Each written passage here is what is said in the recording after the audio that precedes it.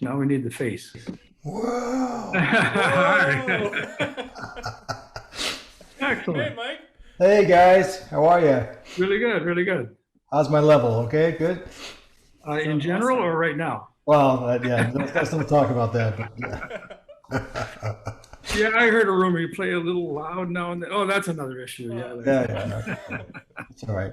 This is a compliment, right? I think so. Yeah. Absolutely. Yeah. Yeah, I was backstage one day just by chance, and the Los Angeles was playing in Chicago, and the conductor sent a message at intermission, sent a message to Roger Bobo that perhaps he was playing a little bit too loudly in Chicago. Oh. It was not, the back row did not admire that message. I'm sure that only poured gas on the fire. I'm sure. Exactly. Yeah, I'm sure he definitely played quieter after that. Wow. So, Mike, how are you? I'm doing well, thanks. Yeah, thanks for having me on, guys. It's a big honor to be with both of you. So thank you. Of course. So, what have you been up to? What's going on in the life of Mike lately? Life of Mike lately is, well, the BSO is slowly coming back. We're capturing video content that's going to be streamed on some type of pay-per-view outlet through the BSO's website.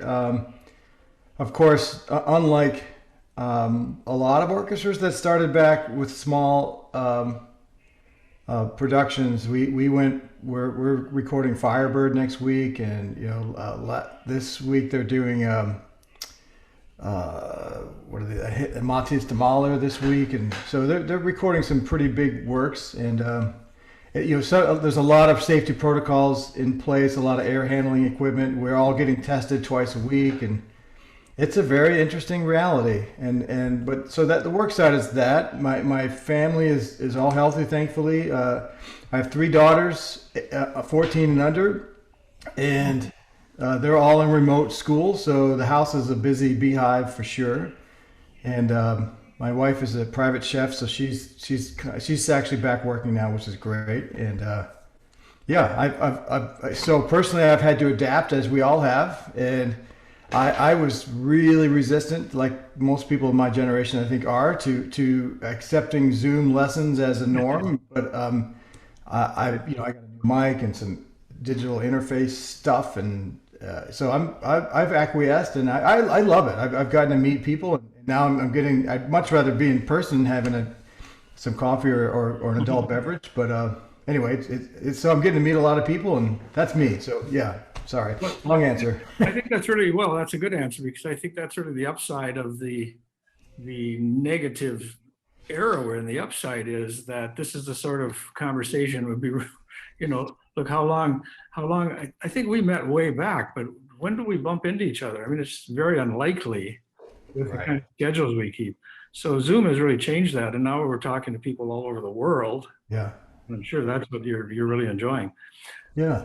We see you're doing a session. You're doing a competing session every Thursday morning. Yeah, well, it's just a talk, and it's been great. Like you said, it's been great to get to know people from all around the planet, and some people log on, some people every week, and some people don't. I mean, I had met Roger Bobo once or twice, but he is every week. He's on there from Oaxaca, and I feel like I know him like I as well as I know a lot of people now, and we have people, a tuba player in one of the Moscow symphonies joining in, and it's fascinating. That's been fascinating to sort of do that on Thursday morning. So that's cool. So what kinds of things do you guys talk about? Just so we can sort of be privy to your conversations. Oh, that's top secret, Jarrett. Okay. No. Well, let's see. Today I talked about the fact that I was trying to change my brake pads in my wagon, and I smashed a pin too hard, and I had to make the call of shame to a mechanic so he could save me. And so yeah, and then we talked about how well, I don't know. There's you name it, anything from there's a lot of military band guys, there's a lot of orchestra guys. Dave Cribb was on today. He's in the Gewandhaus Orchestra. And, he's talking about how Monday Germany goes back on full lockdown. So, serious topics and then not so serious topics, as tuba players tend to gravitate towards. So. How are you doing these recordings? These are very major orchestral works, which need a 100-piece orchestra. Oh yeah, it's well, I wish I had a picture to screen share, but so symphony halls normally seats about 2,500 or so people, but when they switch to the pops format, they take out the floor, and it's all tables, and so they've the floor seats are out, and the stage has been extended half into the hall, so brass and woodwinds are 10 feet apart. And then there's a 10-foot DMZ trench between the brass and woodwinds and the strings, and then the strings are out there, and they're up front, and they're all masked, constantly, and the brass and woodwind are sort of on their own to hopefully get through it, So and I guess Symphony Hall, they just spent well into the six figures upgrading the HVAC systems and whatnot, and so we're doing the best we can, I guess. And there's in Symphony Hall, thankfully, about 3 years ago now, installed 4K cameras all throughout the hall, and there's a video production booth, and we have a huge recording booth that we've been using for a couple of years now. But the video element of it was put in place just for archival purposes, but. So now it's already there, and anyway, the team is in place, so we're kind of hit the road running with this. So, sorry, long answer. No, it's great. That's what I've noticed about a lot of these orchestras who, like the orchestras that are thriving the most right now are the orchestras that have already sort of had this infrastructure laid out before the pandemic. Sure. Like Berlin Philharmonic, you guys, and I think it's sort of very lucky that all these orchestras had this in place, and it's really unfortunate that a lot of other groups are having to sort of like put this all together at a time of global crisis. Yeah, absolutely. And I think going forward, I imagine it's going to be a new avenue for subscribers and listeners. I think like Berlin was well at the forefront of this streaming front, right, with their pay-per-view series, and I imagine it's going to be an extremely positive result 5 years from now. It's just awful right now. So It's kind of interesting how this goes, because there's been a lot of articles, people suggesting the demise of classical music, maybe in general, and orchestras specifically, over the next 10 years. And in a way, this is kind of hastening the effort to figure this out. What is the future? And one thing to kind of a parallel enterprise was when the opera started doing their Saturday afternoons live out of New York. And what it did is it put a lot of pressure, negative pressure, on small opera companies. Right. Because now your choice was to go down and hear the finest in the world. Mm-hmm. So now Boston, are you going to listen to Boston or go to the Poughkeepsie Symphony Orchestra concert? You're going to say, well, I think I'll buy that ticket to hear Boston. And that's, there's that side too. So you got, everything has sides to it, but it'll be kind of interesting to see if it's more of the survival of the fittest in a way, the very best. For sure. For sure. It's interesting to think, how the internet has played such a role in homogenizing orchestral or just the performing venues and performing avenues and arts, and this is definitely taking that, accelerating that, as you said, and sure. I think it's a there are risks to take, and I think this is a positive, one of those positive risks that you have to take. Well, Mike, one of the things that happened for us as a small group is that while everybody was complaining about the internet giving less and less opportunity, because we already had a brand, like the Boston Symphony too, because we had a brand, it meant that suddenly our audience could hear us in Africa, Italy, South America. South America, we've only played live, I think, once. We're in Brazil. Wow. Well, one of our biggest viewership, because you can always find the statistics, South America plays in like almost third after United States, Germany, and South America comes right up. And so it's a fantastic opportunity to get music out and around, actually people that wouldn't otherwise hear. Just like we're talking about, this is a chance to talk that we might have not had otherwise. Right. It's a chance for people to hear you play that wouldn't necessarily, you'd hear your reputation, they'd hear about you, but never get the chance to hear you now. That's not maybe that's not one of the positive things. On the contrary, no, but I think it kind of opens up some really positive avenues along with this. I totally agree. I think it brings the world, it makes it a smaller place, and which I think is a positive thing. Because when it used to be the people that traveled and got to know all these different cultures were understood human nature in a broader sense than somebody who never left the farm. And, now this is forcing that or forcing that. It would be that's a harsh word, but it's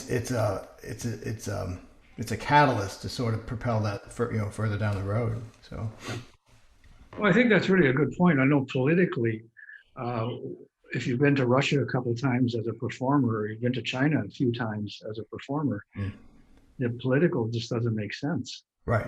Trying to get some evil thing going on, and the people personally, like your friends. You have friends in China, friends in these countries that suddenly are terribly evil.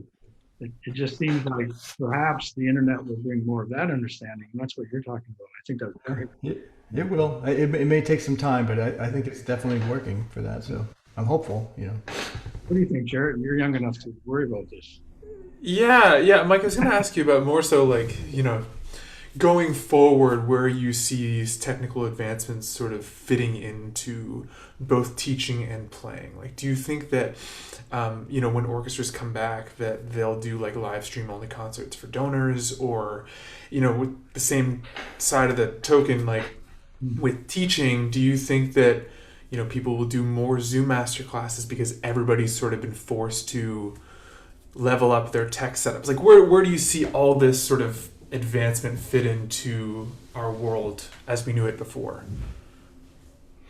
That's a pretty heavy question, Jarrett. Broad, yeah. Sorry, yeah. You can have a second if you want. No. Well, from a teaching standpoint, I think it's, I think it's sort of do or die at this point. I think if you're not embracing this platform, you're going to be tossed off the train. I really think so. And I have several students in the Boston schools that opted to stay home, because of COVID, and they're finishing their semester on Zoom and doing their recitals via submission or Zoom and whatnot, and it works. It actually works, and it works really well. And, from a lesson standpoint, I have kids. I'll assign them something.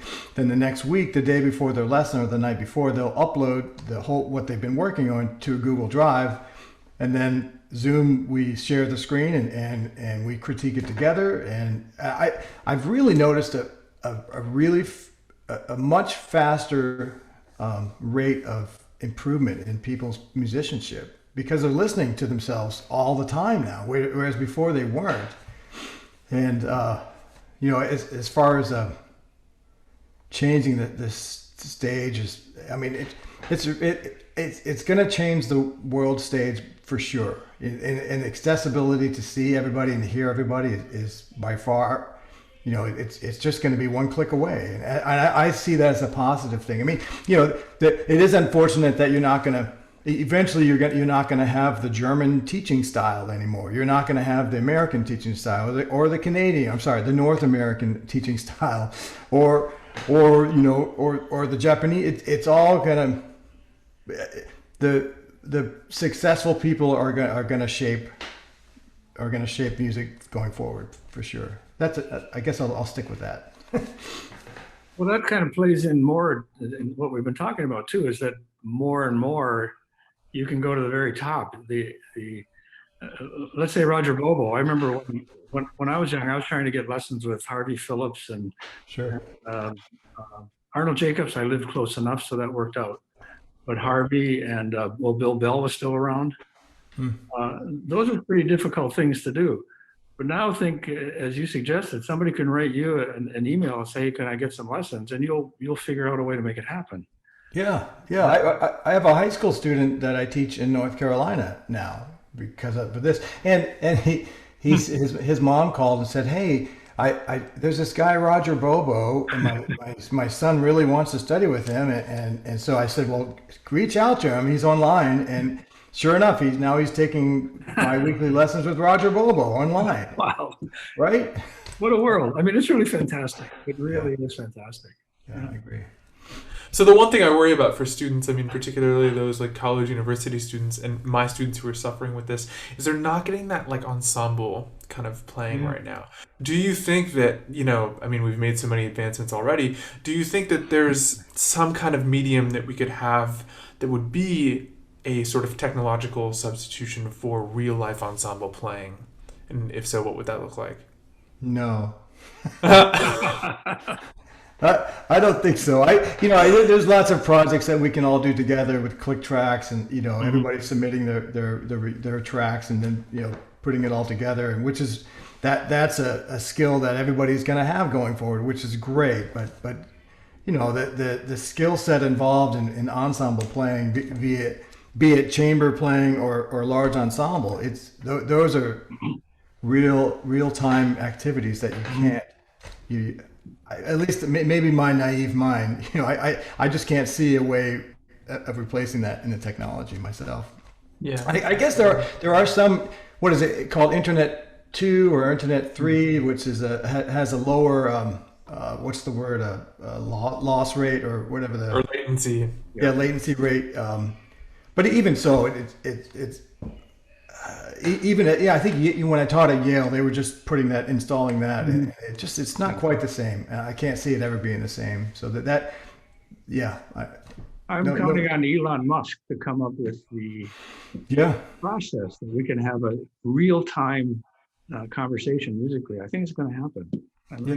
I can see it. I mean, everybody would have to have similar quality speakers and equipment, and it could happen, but it would take a ton. Yeah. So I have a couple of questions for you since you're in Boston. So one of your colleagues in the orchestra is the sister of my colleague, Suzanne. Yeah. So is tough to deal with, as Jeff says. Well, pig farmers they're just ornery people, So you have to watch your back with pig farmers, because they know what's going on for sure. Well, she's big, right? I mean, she's like 6 feet tall. Oh, so I think she's 6'9", I think, actually. Yeah. I think she's like Jeff. It's hard for her to get out of bed early just because it takes so long to move. That's 6'9". Not that I've been listening to these. So she probably sits like right in front of you, sort of. Is that true? Yeah. She's been great. I actually it's a small world, and my wife grew up in Sarasota and knew. Sure. What's that? Ohanian. Well, and she studied with David Ohanian's father. And because he taught her, I don't know, I don't think he was a band director, but he was the sort of instrumental instructor in that school district. Mm-hmm. And so she got to know David Ohanian through the concerts. And then when I was auditioning for this job, of course, I reached out to David and Suzanne, and for the what do you do, the classic questions? What do you think they're looking for? What kind of player are they looking for? What should I wear? Yeah, what should I wear? Should I take the big mouthpiece or the small mouthpiece? And I leave my high heels at home. That's right. That's right. Should I leave my geisha outfit at home or not? Just because you never know. But so we've been close to that family since I moved to town. Well, how about David? I think he sold his French horns. I'm sure there's several there. I mean, he still has his Porsche and whatnot, so I imagine there's got to be a French horn somewhere. I mean, what a talent! His mom. I think. Well, I know we were at her 100th birthday, and just the stories of David coming up. It's amazing. People like that just bust up. They completely take over the planet when they're young. And then there's the other stories about David. Yeah. Yeah. There is that. Yeah. I think Jeff told us that he was, I hope I'm not telling a tale of school here, but the guy went for Thanksgiving dinner and he asked David if he was playing. And David said, well, I've put my horn over there in the corner of the dining room. And when it calls out to me, I'll pick it up and play it. And he said, about a year later, he was there again.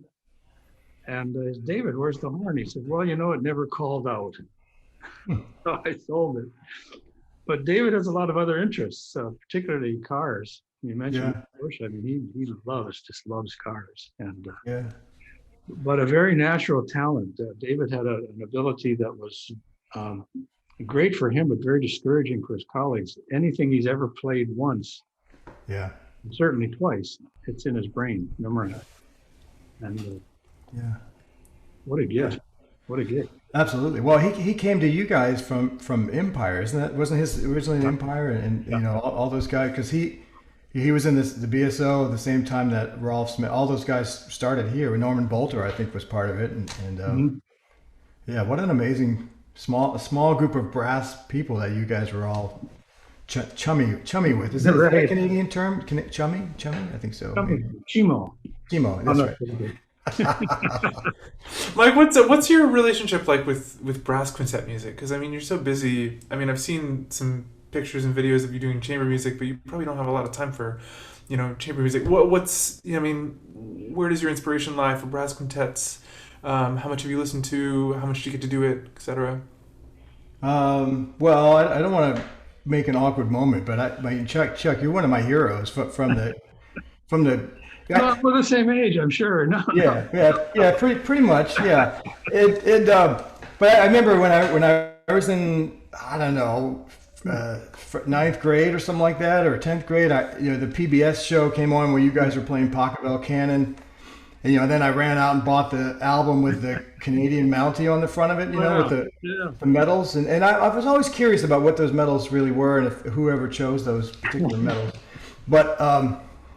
So you were huge in making me go forward, and quintet was by far that's what I wanted to do, Jarrett. I mean, I just wanted to be a quintet player. I didn't know much else, and then I got turned on to the Empire Brass when I was in college.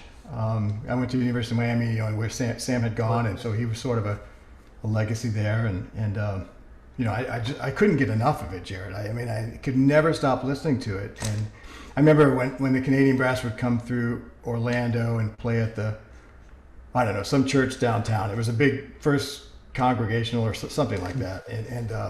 But just to hear it and then to see you guys break out the wigs and do Carmen it just so motivational. But so me and Tom Rolfs, who's the principal trumpet, Jamie Somerville, and Toby and Tom Sider's associate principal, we started the BSO quintet about 10 years ago now, and we got a residency at BU, and so we ran a small series for about 6-7 years, and did several performances a year, and we loved it. But it's hard. It's really hard to devote enough time to have a product that you really want to put out there, and everybody's busy. I teach 10-12 hours a week on top of the BSO, and everybody's busy, so it's just tough. But we love it, and without a doubt that kind of playing helped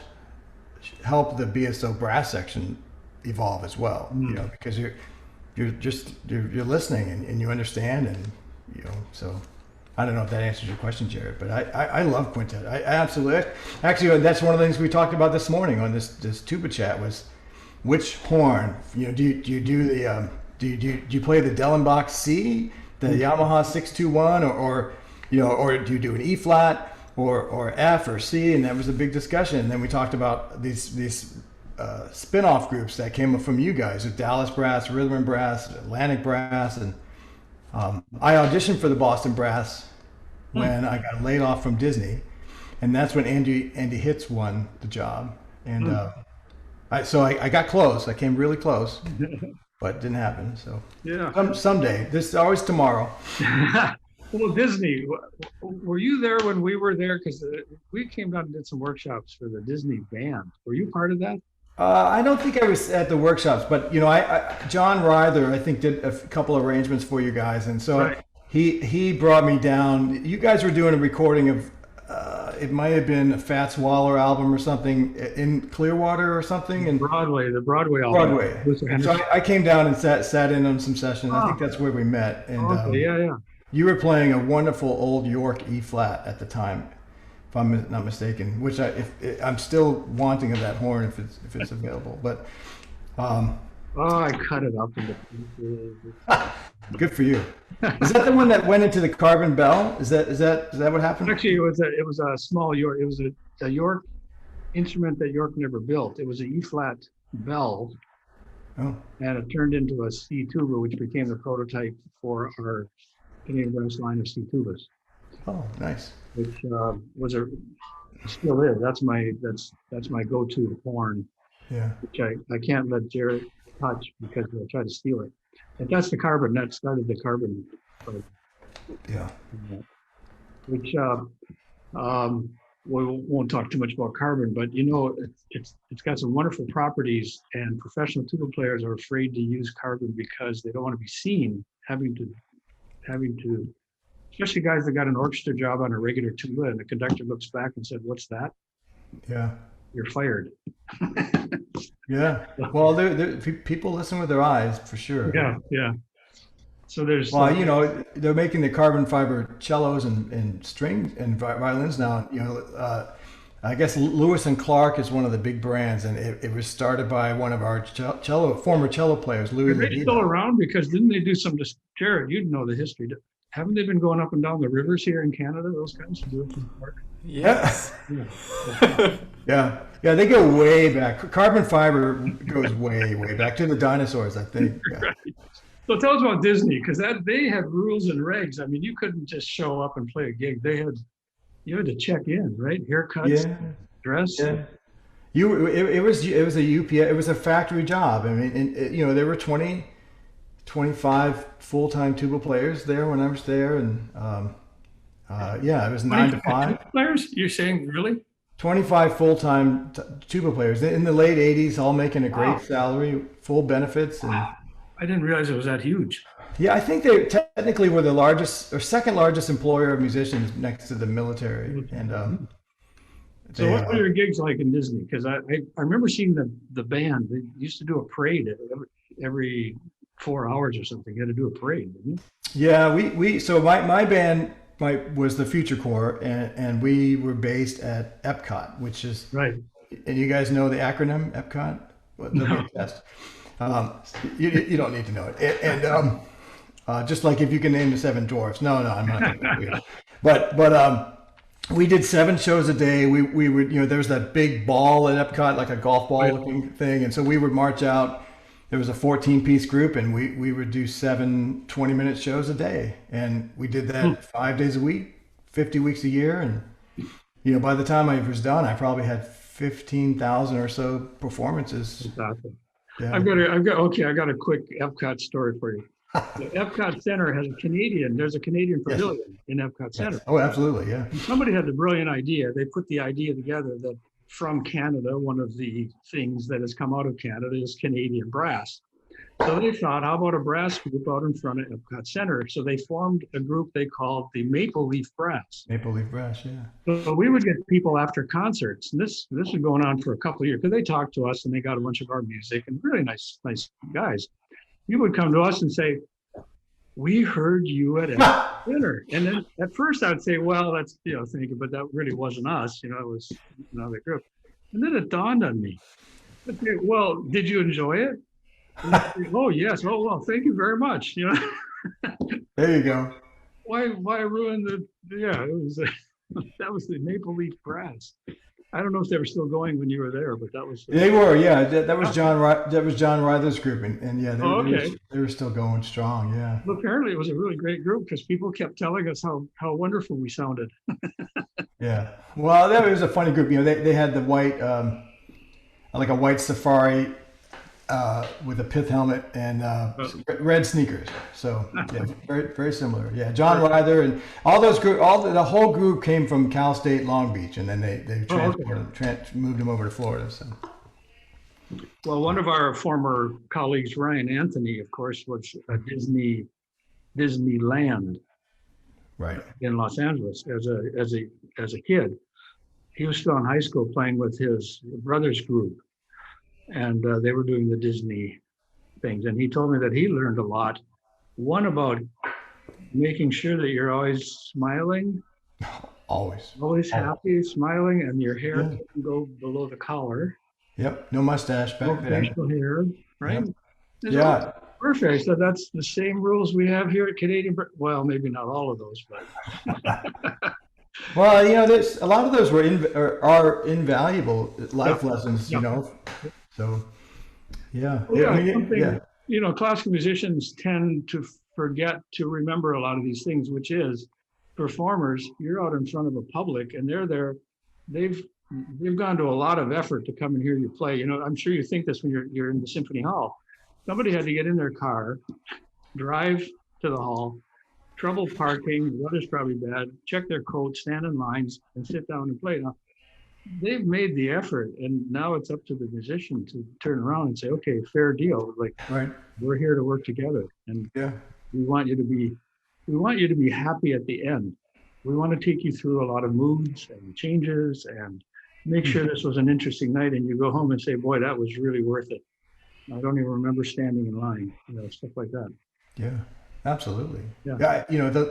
The concert experience starts when they buy the ticket, right? And then you have to, as the Disney experience, as they call it. You want from the initial buy to the exit. Yeah. So. Well, good. Well, I think that would be invaluable. I'm talking about training, being through the Disney experience. That's all audience oriented. I'm sure if somebody, when we were there that one time to actually do a workshop, we got to walk through where all the performers, the changing room, and we saw Minnie Mouse's suit hanging on a hook, which already is a little upsetting to see Minnie Mouse hanging. And the girl that was Minnie Mouse was really angry that day. I don't know why, but to have Minnie Mouse like really angry, your perception a little bit. This is something the public does not see. No. Yeah, they probably kept her cheese away this morning. Real people doing real jobs. Yeah. Yeah. So just find out. Oh, I'm sorry, Jarrett. No, I was just gonna say, Mike. So I would love to hear you talk about like how this Disney experience sort of funneled its way into your orchestral career and how you bridged the gap from Future Core to Boston Symphony. I know there's a lot of time in there, and a lot of trials and tribulations, but yeah. I was talking to somebody about this the other day, and the playing, the music that we played, the genres that we played was obviously not orchestral and not classical. We would play stuff. The closest we came to classical music in my band was Bohemian Rhapsody. And that was it. So, but if when you marched out in August and it's actual temperature 103 degrees and it's red concrete and you're wearing blue polyester pants with go-go boots, and you're hot, it doesn't matter. You have to entertain, and it doesn't matter if you had a bad day or if you're hungover or you're sick. Well, hopefully you won't come into work if you're sick, or if your dog died, you have to entertain, and it doesn't matter if a guest bumps into you while you're doing your choreography. It's your fault, and you're so you have to make sure that that's okay, and if they clap, great. If they don't, you still got to put on the same show, and it's those types of repetitive. I was going to say repetitive abuse situations, but repetitive performance situations that sort of set me up with a predisposed barrier to audition trauma, so that if any little bumps came into the road in an audition, if I heard a sound behind me or whatever, or if somebody in the committee talked when they weren't supposed to talk, it by that point it took a lot to throw me versus somebody coming right through the practice rooms for 4 years at Juilliard, I had to me, that was an advantage. So, yeah. I mean, the playing wise was, when I left Orlando, I moved to Chicago for 2 years and studied with Floyd and Gene. And I pretty much completely retooled from a mechanical sense as far as my playing, my articulation, just from a brass pedagogical standpoint. But I also had to learn how to play a triplet in the world of classical music, because a triplet in classical music is an expressive compositional form. And it can take as much time as the performer or the group wants to take. But in commercial music, a triplet is a triplet. It's one beat divided equally into three, and so there to me those were hard hurdles for me to get over. The dotted 8/16 pattern is a very specific thing, and whereas in the commercial world they don't write dotted 8/16 patterns, they write triplets and they leave out the middle note kind of thing. And so yeah, anyway, there were from a performance side, it absolutely gave me major feathers in my cap, as far as or armor, battle armor, whatever you want to call it. But from a music side, it just there were some hurdles I had to overcome when I moved to Chicago, for sure.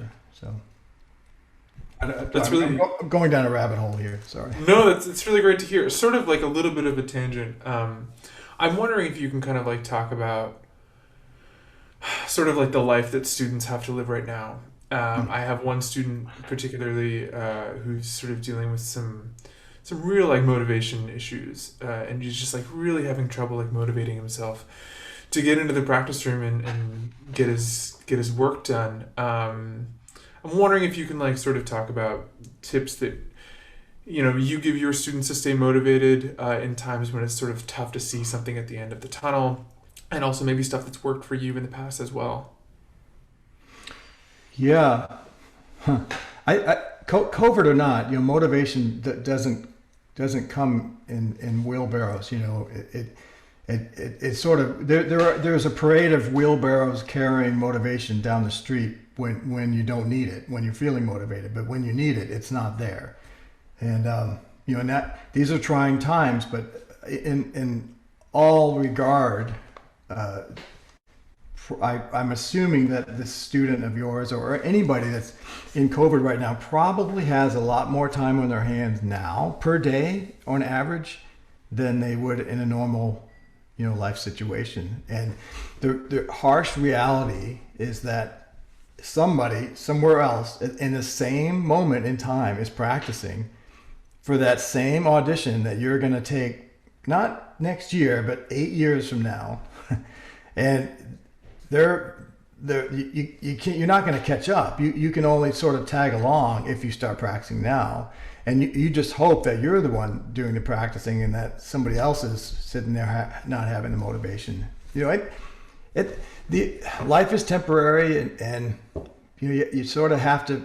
If you're not already a positive person or an optimistic person, buy some books and learn how to be that way. Because if you're going to be in the music world and you're not an optimist, then good luck, because it's tough. It's a tough career field. I really admire the students that go into this career field, because they're really brave individuals. And it's not like going into law or going into engineering or any of the sciences, because you're guaranteed a career path in there, period. If you go to school and you get a information technology degree or coding degree, or you're gonna have work, period. But here you have to be a brave soul to jump in. And so I don't know. I admire without a doubt the bravery of these people that are majoring in these fields of music, because you can't. Nobody's gonna practice for you, period. Yeah, that's it's everything you just said. I just want to write down and give to every student, not just music. It's top secret. You can't share any of this stuff. Okay. Well, this is being broadcast, so cat's out of the bag. No, I was going to say, I was talking to one of my students actually a couple days ago, and just saying that, by when all this is said and done, there will be, let's say, like a year and a half between auditions, like the very last audition and then the first audition post-COVID. Yeah. The players that showed up at that first audition pre-COVID and the post-audition COVID are going to be totally different. I mean, you've had so much time for some people to work very hard, and also some time for some other players to not work very hard and sort of like lose that energy. I find that motivating. I what you said about that there's somebody out there who's practicing right now, that always gets me out of bed in the morning. But some students are wired differently, and I think every student really requires that like inner fire. You can have anyone in your life telling you like get into the practice room, but unless you have that inner drive that gets you there, it's difficult to actually get there. And trying to phrase things in different ways has been challenging for me with my students lately, and just trying to get them to find that inner fire, because it comes out in different ways. I mean, you can tell someone there's other people practicing out there, but sometimes that doesn't work for people. Sometimes that's depressing for people. Sometimes people are like, oh, like, why would I work? Somebody's going to be working harder than me, you know? So I mean, this is kind of a, another question like this, but how do you deal with certain students who like don't respond immediately to that? Well, there's other people working out there. We throw them into the harbor. Okay. You just show them the door. No, and back to what you're saying. I think it's important to surround yourself with a circle of influence that you can depend on when you're down. Because everybody goes through it. Everybody goes through waves. You're going to have motivation. It's going to be gone. And if you're surrounded by a circle of friends that are of like mind and are positive in general, then you can lean on people when you need to. And I think it's really important. Depression is something that is okay to talk about now, and I think it's really important on that regard to check in with people and to make sure that everybody's, feeling okay, and to make yourself available for communication. But I think that ties into establishing your circle of influence. And you have to be, I think one of the most difficult decisions for people to make as they're sort of coming into their own is deciding who to allow to become their close friends. And those are really important things. And if you're surrounding yourself with the right people, you're going to set yourself up for success, as opposed to the opposite. So sorry to go deep on you there. No, that makes really a lot of sense. In fact, there's going to be a lot of quotable things. By the way, one of the things Jarrett is doing for us is making sure that this conversation will live on. He's putting them all in order on Facebook, and also highlighting important points in the conversation. And man, I've heard a dozen already. This is fantastic. Wow. Like, you've got a good handle on how to deal with kids. But I thought you were going to say, if somebody's not motivated, you just say, well, let's find another teacher and send them to Roger. There you go. Yeah, Roger will welcome in a heartbeat. Right. Yeah. Yeah, that's fun. So Chuck, I have a question for you.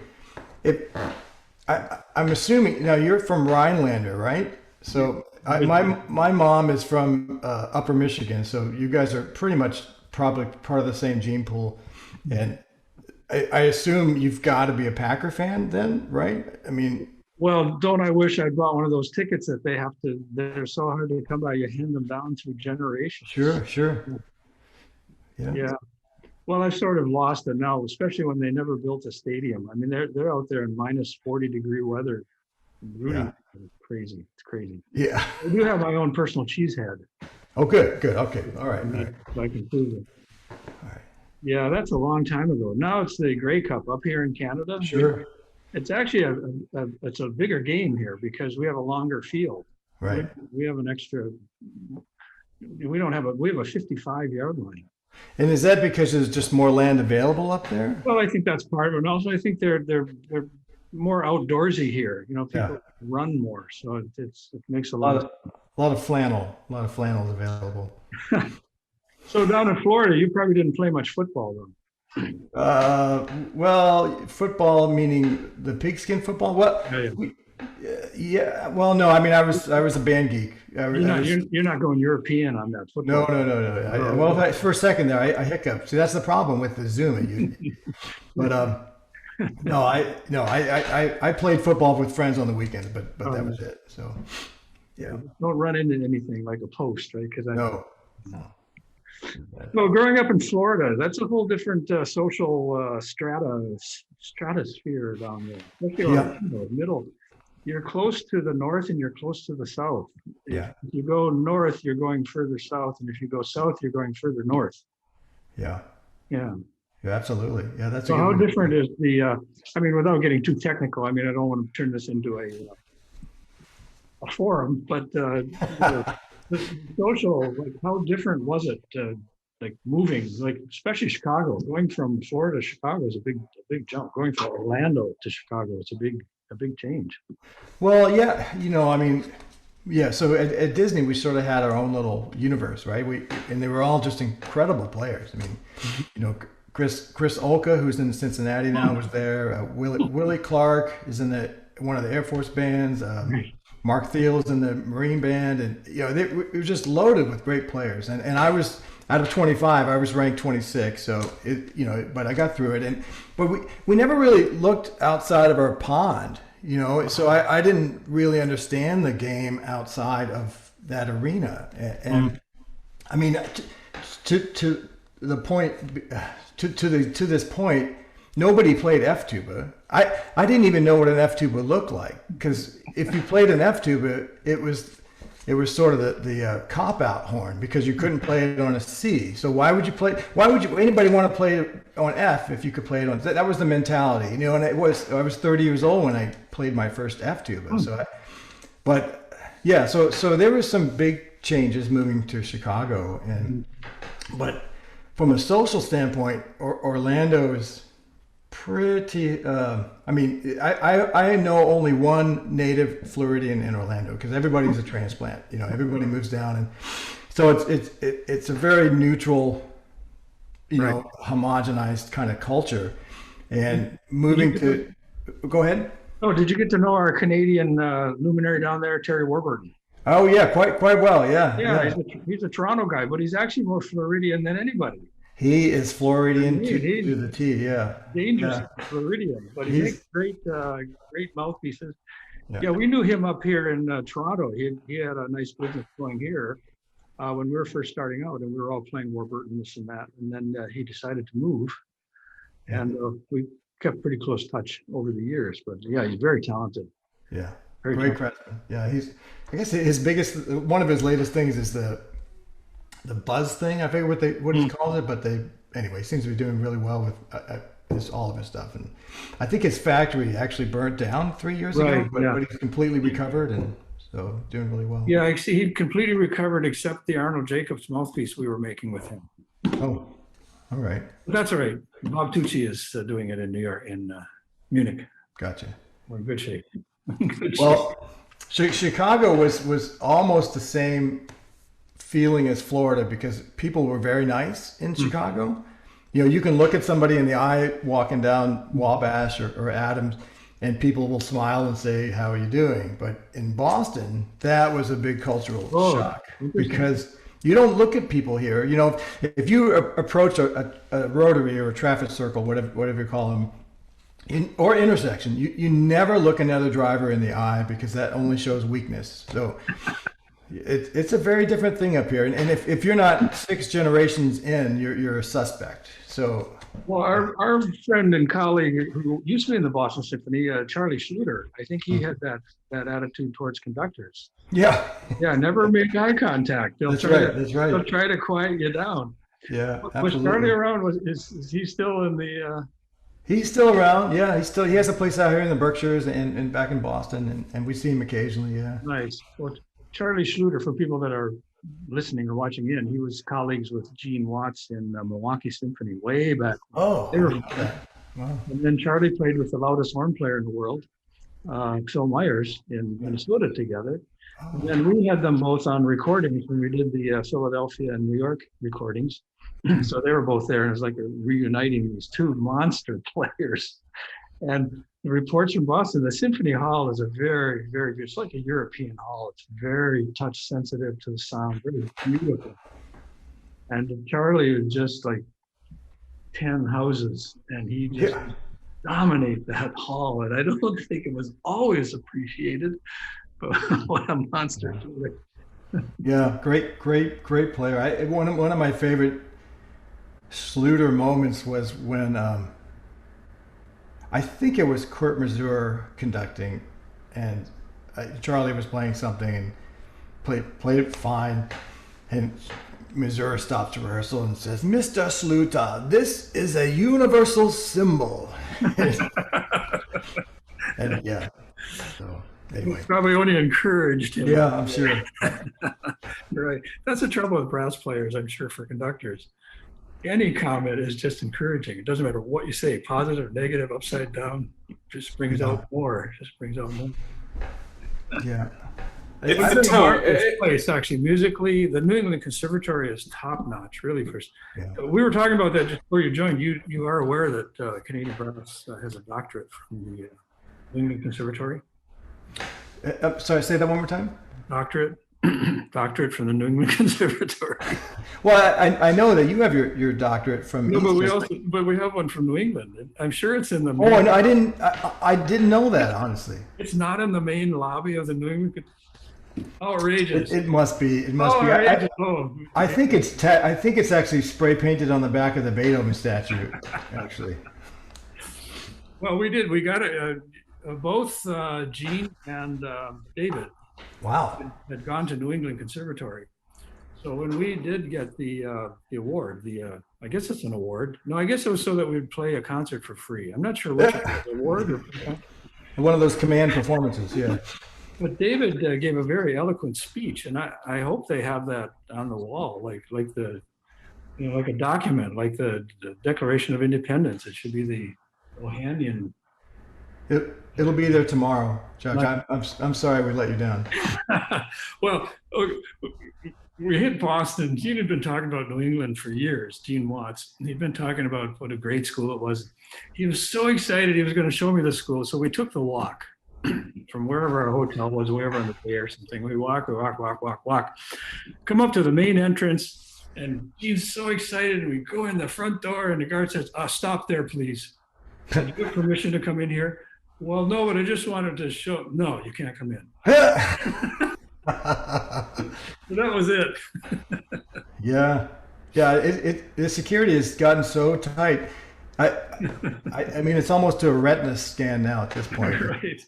I think that experience you had may have been timed where there were 2 9-foot Steinways that were stolen from NEC like around that period.